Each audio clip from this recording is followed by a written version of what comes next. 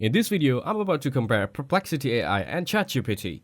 In the landscape of AI language models, Perplexity AI and ChatGPT offers distinct features catering to users seeking advanced conversational AI. Perplexity focuses on providing precise answers through an interactive interface.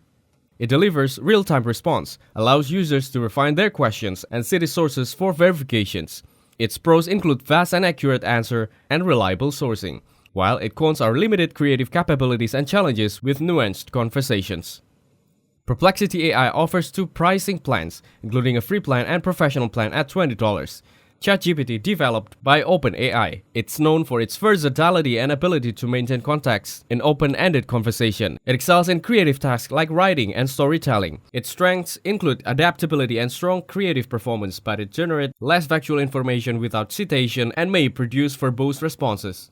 ChatGPT offers two pricing plans, including a free plan and plus plan at $20. So, in my opinion, Perplexity AI is the best for those seeking quick, accurate answer with reliable resourcing, while ChatGPT is ideal for those wanting a versatile conversation partner that excels in creativity and engagement. Thanks for watching. Don't forget to like and subscribe.